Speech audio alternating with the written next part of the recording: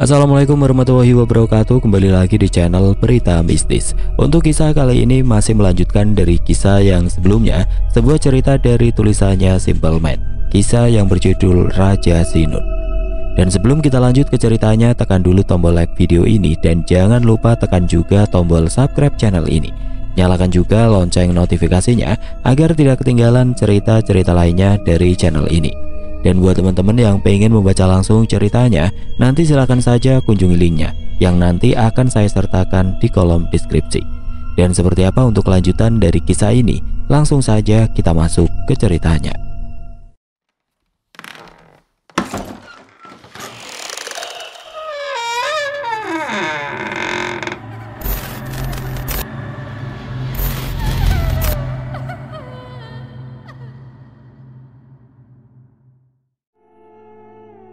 Akhirnya untuk ketenangan dan agar tidak semakin banyak orang yang tahu masalah ini, Pak RT meminta warga yang tidak berkepentingan untuk pulang.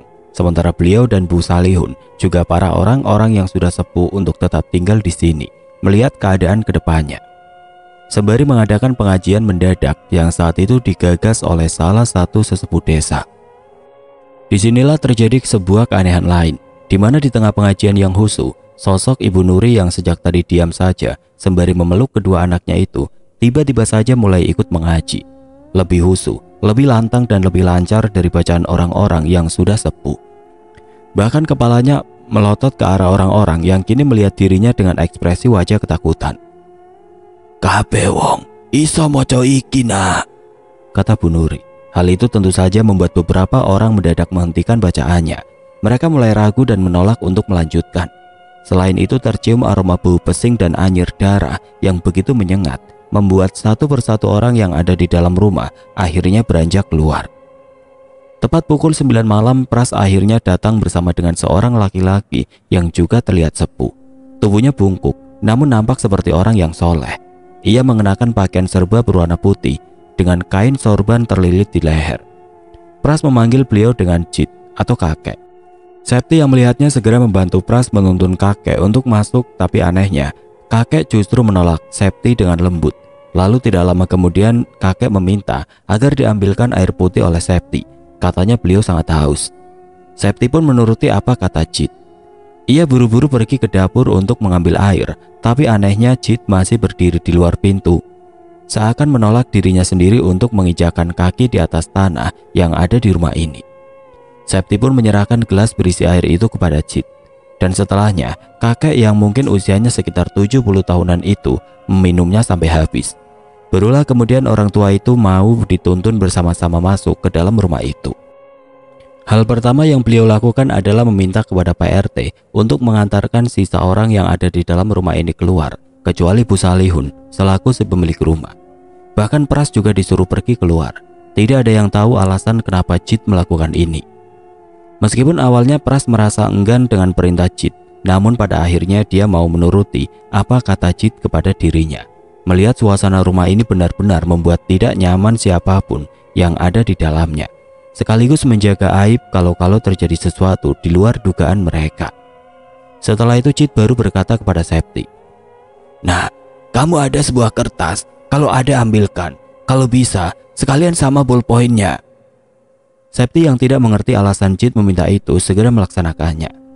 Di sela-sela Septi mencari barang-barang yang diinginkan oleh Cid, orang tua yang terlihat seperti kakeknya itu kemudian memandang Bu Salihun dengan senyuman yang tulus, sembari berkata kepadanya dengan nada suara yang lembut, "Dunia manusia itu ada dua. Dunia ini sama dunia di akhirat. Jangan jahat-jahat, karena hati manusia itu lemah. Kalau sudah sakit hati akan melakukan apa saja untuk bisa membalas sakit hatinya." Meski tidak tahu apa maksud dari perkataan Cid kepada Ibu Salihun, Septi terpaksa mendengarkan. Setelah Septi menyerahkan benda-benda itu kepada beliau, kemudian oleh Cid diberikan kepada Bu Salihun. "Tulis nama orang-orang yang pernah menyewa rumah ini. Tulis semuanya yang juga pernah meninggal di rumah ini." Septi sama sekali tidak mengerti maksud Cid kepada Bu Salihun. Bu Salihun awalnya melihat Cid dengan tatapan ganjil. Mungkin ia sama bingungnya. Kenapa ia harus menulis setiap nama orang yang pernah meninggal di rumah ini? Bu Salihun pun akhirnya mengangguk. Beliau kemudian menyingkir dari hadapan Cid untuk mencoba mengingat-ingat siapa saja yang pernah menyewa rumah ini dan meninggal di dalam rumah ini. Sementara Jit meminta Septi mengambilkan air di dalam baskom dengan kain yang bisa direndam. Dengan susah payah Jit berjalan tertati-tati dengan badan yang sudah bungkuk, mendekat masuk ke dalam kamar tempat Bu Nuri dan kedua adik Septi sedang berbaring. Septi pun berlari masuk sambil membawa baskom yang berisikan air, juga dengan kain yang sudah direndam di dalamnya. Tapi alangkah terkejutnya Septi, sewaktu beliau masuk ia melihat ibunya. Bu Nuri sedang duduk dengan rambut yang berantakan. Wajahnya melotot dan bagian gusi serta gigi-giginya berwarna kehitam-hitaman. Kesini nak, jangan takut. Ayo, bawa adik-adikmu keluar dari sini. Septi tentu saja terkejut. Kedua adiknya yang tadi coba diselamatkan oleh 6 orang dewasa bisa ditarik dengan mudah dan lembut oleh Jit seperti tidak ada halangan sama sekali. Septi pun menurut. Ia segera letakkan baskom di bawah kaki Jit yang sedang bertasbih. Sementara di samping ranjang Bu Nuri terus-menerus melotot melihat ke arah Jit dan Septi berulang-ulang kali. Terdengar juga suara menggeram yang menakutkan yang berasal dari tenggorokan ibunya. Septi pun dengan cepat menggendong dan menarik adiknya satu persatu dari atas ranjang. Tapi mereka masih dalam kondisi tidak sadar. Jit kemudian meminta agar menutup pintu kamar sekaligus memanggil Pras agar membantu menggendong adik-adik Septi untuk dipindahkan sementara ke dalam kamar miliknya. Lalu terakhir Jit meminta kertas yang ada di tangan Bu Salihun. Septi menuruti dan melakukan setiap apa yang diperintahkan oleh Jit. Bu Salihun pun ikut masuk ke dalam kamar tersebut. Septi kemudian menutupnya perlahan-lahan. Saat tiba-tiba terdengar suara jeritan yang memekikan telinga dari dalam kamar. Hal ini membuat Septi tersentak dari tempatnya. Entah apa yang sedang terjadi di dalam sana, tangan dan kaki Septi tiba-tiba mendadak menjadi lebih dingin dan anyep. Bahkan bulu kuduk di belakang lehernya ikut berdiri. Rasanya belum pernah Septi merasakan sesuatu yang seperti ini. Cukup lama waktu Jit dan Bu Salihun berada di dalam kamar itu. Sementara Septi dan Pras dan beberapa warga yang juga Pak RT hanya bisa membantu seadanya. Bibir kedua adik Septi berwarna kebiru-biruan dan beberapa kali mereka seperti mengigau memanggil-manggil nama Bu Nuri. Barulah sekitar jam 10 malam pintu itu akhirnya terbuka. Wajah Bu Salihun nampak pucat pasi, sementara Jit terlihat kelelahan setengah mati. Tapi anehnya, Bu Nuri masih duduk sambil melotot ke arah mereka. Septi bertanya-tanya bagaimanakah nasib ibunya. Jit kemudian duduk di atas kursi meminta Pras dan Pak RT agar memanggil seseorang untuk mengatakan kebenaran apa yang sebenarnya terjadi di dalam rumah ini dan bagaimana cara menyingkirkannya. Karena sejak tadi, jin yang mendiami tubuh Bu Nuri menolak untuk pergi dan sudah terlalu suka untuk tinggal di tempat ini. Kecuali sinun merah yang menjadi pengikat sukma dan dendamnya ditemukan dan diangkat dari tempat tersebut. Septi lalu bertanya, "Di mana benda itu berada?" Jit lalu menoleh pada Bu Salihun. Jit nampak terengah-engah menjabarkan akar masalahnya, tapi tetap saja hanya sebagian dari mereka yang mengerti tentang apa yang disampaikan oleh Jit. Tidak ada yang tahu maksud dari Raja Merah yang dimaksud dari dendam ini. Jit kemudian menyederhanakan penjelasannya. Mereka harus cepat-cepat menemukan medium pengikatnya. Kalau sampai terlambat, Bu Salihun bisa saja tidak bisa ditolong lagi seperti penghuni-penghuni sebelumnya. Septi yang mendengar itu tentu saja terkejut. Jit lalu melihat kertas yang ditulis oleh Bu Salihun. Di sana Jit menunjukkannya kepada Septi rupanya. Sebelum mereka ada sebuah keluarga yang sudah meninggal terlebih dahulu. Nama beliau adalah Mbah Gima. Tapi sebelum Mbah Gima, ada keluarga lain juga yang meninggal. Semua orang ini memiliki kesamaan. Tidak hanya itu saja, pola dan kasusnya juga sama persis. Itu artinya ini bukanlah kebetulan semata, melainkan memang ada sesuatu yang sangat hitam hidup di dalam rumah ini. Kembali ke kasus kematian lain. Nama wanita itu adalah Mbak Sartik, seorang ibu dengan 1 anak. Jit lalu bertanya kepada Bu Salihun, "Apa ini sudah semua orang yang pernah meninggal di rumah ini?" Bu Salihun mengangguk, diikuti jawaban kalau itu sudah semua, tapi hanya sepengingatnya saja. Namun Jit seperti masih belum puas dengan jawaban Bu Salihun, sehingga beliau bertanya sekali lagi kepada Bu Salihun agar mengingat-ingat, tapi ia merasa sudah menulis semuanya. Beliau kemudian menjelaskan kalau rumah ini adalah rumah warisan dari pendahulunya dan sejak dipegang oleh bapak ibunya, rumah ini sudah dikontrakan. Bila ini berkaitan dengan hal itu, Bu Salihun meminta waktu setidaknya 1 hari untuk mencari tahu masalah ini. Beliau harus memeriksa arsip tanda tangan perjanjian milik bapak ibunya yang dulu. Jit pun mengangguk. Beliau lalu berpesan kalau ada alasan kenapa sampai Jit melakukan ini, karena sekarang perkaranya sudah menjadi urusan hidup mati orang. Bu Salihun pun kemudian berpamitan pergi. Setali 3 uang, Jit juga akan pulang bersama dengan Pras. Maka Jit berpesan kepada Septi sebelum kepergiannya untuk sementara Bu Nuri sudah sedikit lebih tenang dari sebelumnya. Tapi lebih baik Septi untuk tidak mendekatinya lebih dulu. Dan sejak tadi, Jit juga sudah mengatakan kepada beliau untuk sementara waktu tidak keluar dari dalam kamar. Dan beliau meminta agar Bu Nuri senantiasa terus-menerus berwirid kalau merasa ada yang mengganggu di dalam dirinya. Begitu pula dengan Septi untuk tidak berhenti mendoakan ibunya. Esok hari Jit akan datang lagi berkunjung ke rumah. Jadi malam ini Jit berharap Septi dan kedua adiknya yang saat ini masih terlelap di dalam kamar untuk tidak sekali-kali membuka kamar Ibu Nuri apapun yang terjadi. Kamar itu sudah dikunci rapat, jadi tidak ada alasan untuk membuka. Septi awalnya enggan menerimanya. Bagaimanapun ia masih berharap ibunya baik-baik saja, karena apa yang sudah terjadi di dalam rumah ini benar-benar sudah merontokkan akal sehatnya. Ia tidak mau kalau sampai terjadi sesuatu yang tidak menyenangkan kepada beliau. Tapi Jit kemudian meyakinkan Septi selama pintu itu tidak dibuka sampai Jit kembali ke sini, tidak akan ada yang terjadi. Lagi pula Jit memberi nasihat kepada Septi kalau tidak ada yang perlu ditakutkan dari makhluk yang dipenuhi oleh dusta seperti jin dan sebangsanya. Malam pun semakin larut, sampai tidak ada lagi satu orang pun yang ada di rumah ini kecuali Septi dan keluarganya. Kedua adiknya masih terlelap dan tubuh mereka sudah tidak sedingin tadi. Septi tidur di samping mereka sambil menatap ke arah pintu kamarnya. Septi tidak pernah menduga sebelumnya kalau semuanya akan menjadi seperti ini, dan siapa juga yang mengira kalau di balik pintu kamarnya ada kamar tempat ibu dan makhluk itu sedang berada. Ia berharap malam ini Septi bisa melewatinya tanpa ada sesuatu yang buruk yang terjadi. Seperti fisiknya, mental Septi juga semakin melemah seiring waktu berjalan. Matanya kian tidak tertahankan dan rasa kantuk nyaris sudah memenuhinya. Saat Septi akhirnya tertidur dalam lelap, Septi mulai terhanyut dalam mimpinya. Dan di saat itulah ada yang mengetuk pintu kamarnya. Septi berdiri lalu berjalan menuju ke pintu. Ia kemudian berdiri di sana dan tidak lama kemudian suara itu memanggil dirinya. "Nduk, kowe percaya karo ibu toh? Ojo dilanjut no yo Nduk."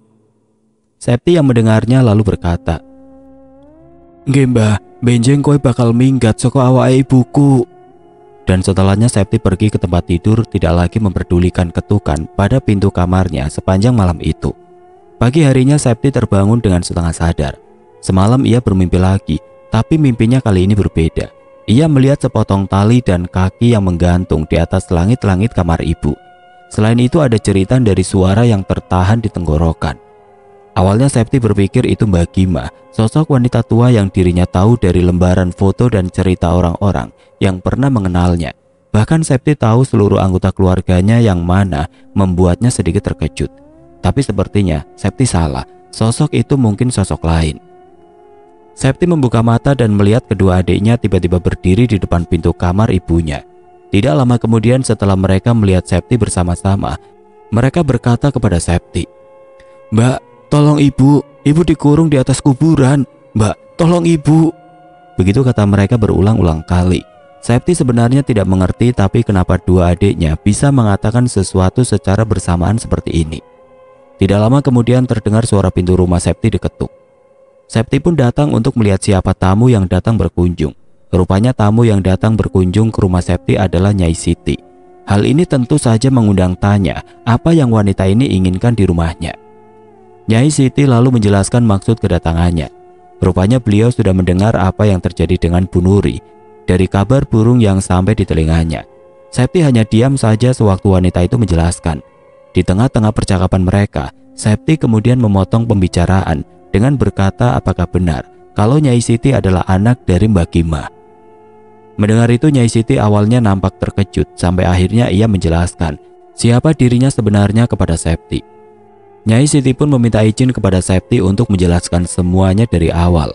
Rupanya keluarga Nyai Siti adalah keluarga yang sebelumnya tinggal di rumah ini sebelum keluarga Septi datang. Tapi ada sesuatu yang tidak banyak orang tahu perihal apa yang keluarga Nyai Siti lakukan. Sewaktu mereka masih tinggal di rumah ini, beliau menjadikan Mbah Gima sebagai pembuat raja untuk mereka-mereka yang datang dan membutuhkan bantuannya. Semua pekerjaan ini ditukar dengan sejumlah mahar dalam bentuk uang dan harta berharga seperti emas dan sejenisnya. Septi pun terkejut ketika mendengarnya bagaimana bisa Nyai Siti melakukan hal yang seperti itu. Tapi Nyai Siti belum selesai menceritakan semuanya. Awalnya keluarga Nyai Siti sama seperti keluarga Septi yang tinggal di rumah ini, layaknya seperti keluarga biasa pada umumnya. Tetapi lambat laun mulai ada kejadian yang aneh di rumah ini. Hanya saja Nyai Siti dan keluarga yang lain tidak terlalu memperdulikan hal itu. Hal-hal aneh itu seperti sering mendengar suara tertawa dan langkah kaki anak-anak kecil. Kemudian suara-suara orang yang sedang mengaji. Tapi dari semua keanehan-keanehan itu, ada sesuatu yang terjadi dengan ibunya, yaitu Mbah Gima. Katanya dia ditemui oleh seorang perempuan yang konon kabarnya bisa membuat sesuatu seperti jimat. Dan jimatnya ini memiliki keunggulan yang pasti akan mendatangkan rezeki untuk anaknya. Singkatnya Mbah Gima pun mau dan menuruti kata wanita itu yang selalu muncul di dalam mimpi beliau. Dan mulai sejak saat itu Mbah Gima mulai bersikap aneh. Beliau menjadi lebih suka menyendiri di dalam kamarnya dan tidak pernah mau keluar lagi meskipun sudah dipaksa Nyai Siti. Kamar itu sendiri adalah kamar yang sama dengan kamar yang saat ini dipakai oleh Ibu Nuri. Di kamar itu Mbah Gima menghabiskan sebagian besar waktunya mengurung diri di dalam sana, mulai dari makan, minum, dan lain-lain. Bahkan pernah 3 hari Mbah Gima tidak mau keluar dari dalam kamar tersebut, termasuk buang air kecil dan besar di dalam kamar itu. Keluarga pun akhirnya mulai tidak tahan dengan sikap Mbah Gima. Nyai Siti dan suaminya mulai meruat Mbah Gima sampai membawanya ke Habib-Habib untuk disembuhkan. Tapi kemudian bukannya sembuh, Mbah Gima semakin menjadi jadi. Beliau makin terlihat tidak waras. Ia mulai sering menjambaki rambutnya sampai menarik paksa gigi-giginya hingga mengalirkan darah dari dalam mulutnya. Anehnya dia melakukan semua itu diikuti suara tertawa terbahak-bahak seperti orang yang sudah sinting.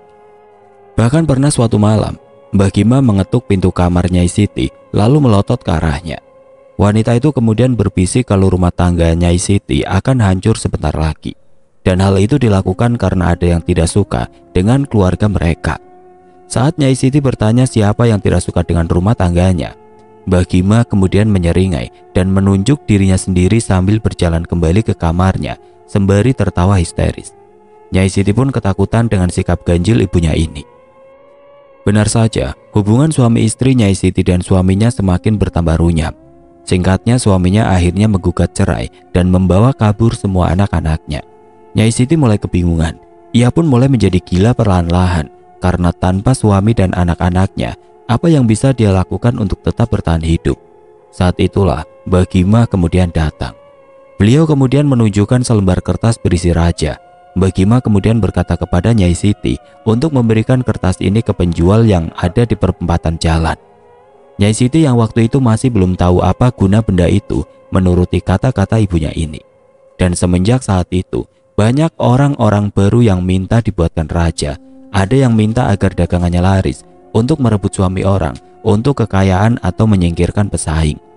Setiap raja memiliki guna yang berbeda-beda.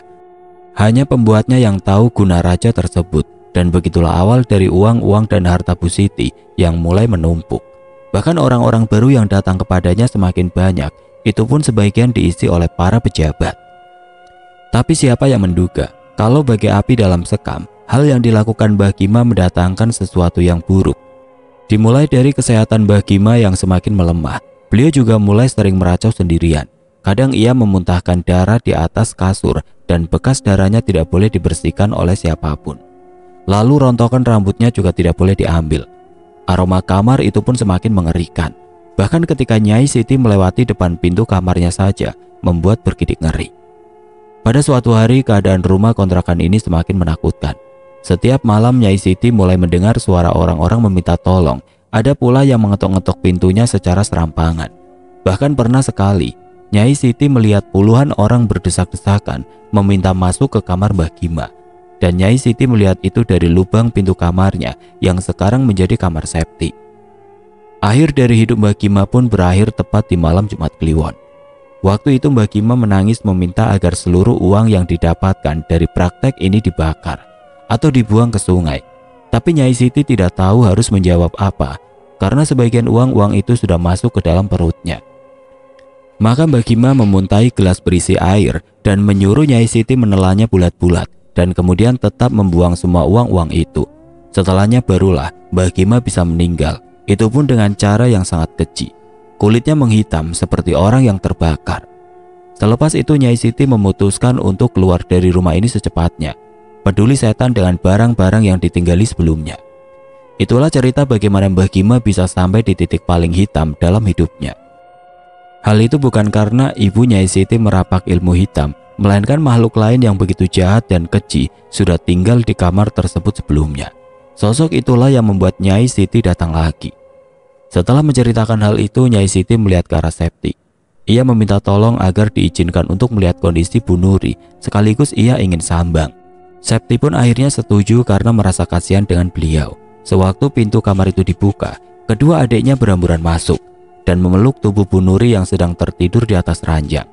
Tapi cepat-cepat Nyai Siti menarik kedua tangan adik-adik Septi dan meminta agar Septi memegangi mereka berdua. Bu Nuri pun membuka mata dan melotot melihat Nyai Siti yang datang. "Ternyata benar, kau masih saja seperti ini, Nek," kata Nyai Siti melihat Bu Nuri yang kemudian bangun dan duduk, lalu menyeringai ke arah Nyai Siti yang sedang berdiri. "Oh, kowe nduk, apa kowe kangen karo aku?" Nyai Siti membuang muka, kemudian beliau berkata, "Aku kesini untuk pamit dengan kamu, karena aku sudah tahu di mana kuburanmu berada, Nek. Jadi, kembalilah ke duniamu yang laknat itu." Nyai Siti lalu menarik Septi dan kedua adiknya untuk keluar dari kamar, sementara Bu Nuri tertawa terbahak-bahak dari dalam kamar. Singkatnya, Nyai Siti menemani Septi sampai Jit dan Pras datang. Begitu juga dengan Bu Sailikun yang kemudian memberitahu kalau sewaktu orang tuanya masih menjadi pemilik kontrakan ini, ada satu orang yang ditemukan meninggal karena gantung diri. Jit pun langsung tahu. "Orang ini, di mana rumahnya?"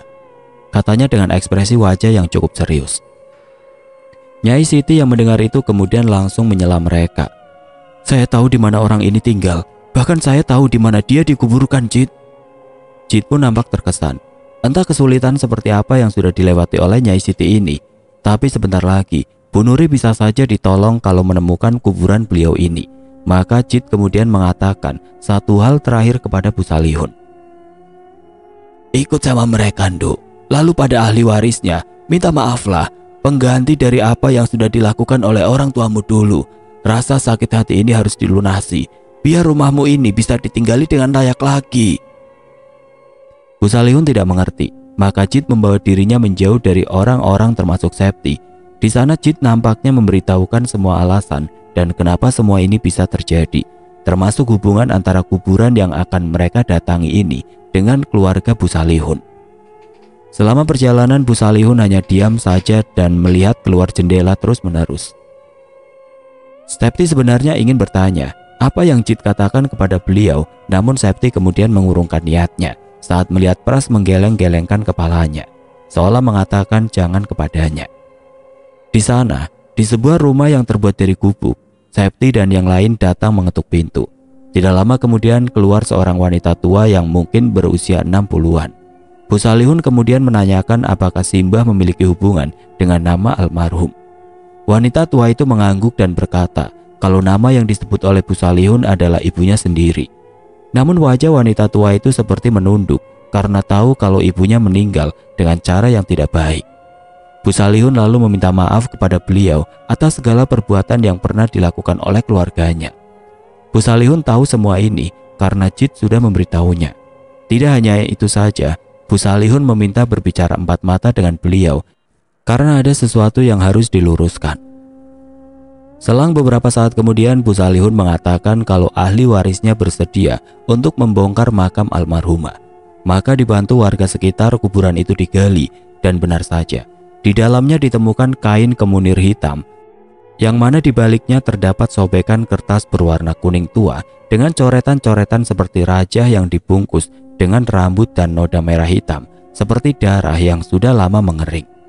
Ahli waris pun menjelaskan kalau sebelum ibunya ditemukan oleh warga karena gantung diri, Ada surat wasiat yang meminta almarhumah agar dikubur dengan kantong kemunir berwarna hitam ini. Pihak keluarga tidak tahu kalau ada efek pada benda yang mereka kira bagian penting dari kehidupan almarhumah semasa hidup. Keluarga pun menyanggupi surat wasiat tersebut tanpa mengetahui kalau benda ini rupanya adalah media untuk mengikat ilmu hitam yang selama ini ibunya memang pelajari. Beliau pun juga memberitahu kalau ibunya dulu memang bukan orang yang baik semasa masih hidup karena gemar mempelajari ilmu-ilmu hitam yang diajarkan oleh gurunya. Hanya saja beliau tidak bisa memberitahu siapa gurunya kepada Bu Salihun karena merupakan perkara yang lain. Sesuai instruksi Jit, kemunir itu kemudian dibawa pulang setelah urusan dengan ahli warisnya selesai. Bu Salihun juga terus-menerus meminta maaf dan beliau juga sudah dimaafkan oleh keluarga besarnya. Jit yang sejak tadi berada di rumah pun akhirnya mengambil kemunir itu. Dia bilang akan segera memusnahkannya, hanya saja menghancurkan raja memang tidak mudah. Tapi dengan benda di tangannya, hanya masalah waktu sampai Bu Nuri akan segera kembali normal. Dan benar saja semenjak peristiwa itu Bu Nuri mulai bisa memanggil Septi dan kedua adiknya kembali. Beliau juga sudah mulai bisa berjalan seperti orang normal. Tapi setiap malam, dia masih sering melihat wanita tua itu bergelantungan di atas langit-langit. Sebelum Bu Nuri sadar seperti ini, ia sempat dibawa ke sebuah kuburan dengan menyaksikan tubuh wanita yang gantung diri itu dilahap oleh sekumpulan orang-orang yang tubuh dan wajahnya hancur dengan berdarah-darah di sekujur tubuhnya. Bu Nuri menyaksikan itu setiap hari. Untungnya semua peristiwa mengerikan itu sudah berhasil dilalui Septi dan keluarganya. Kini semenjak kejadian itu, kamar itu akhirnya dikosongkan. Mereka memilih untuk tidur di dalam kamar Septi yang memang ukurannya cukup luas sampai tenggat waktu sewa kontrakannya habis. Setelah tenggat sewa kontrakannya habis, Septi pun berpamitan kepada Bu Salihun. Bu Salihun sendiri memohon maaf atas apa yang terjadi dengan keluarganya. Beliau juga meminta Septi untuk tidak menceritakan perihal masalah yang sudah terjadi, soal apa yang ada di dalam kamar itu. Bu Salihun juga sudah diberitahu oleh Jit kalau makhluk yang ada di sana tidak akan sampai mencelakai lagi, mungkin hanya sekedar menampakkan diri sesekali. Tapi keseluruhan rumah kontrakan milik Bu Salihun sudah terlihat seperti rumah biasa pada umumnya.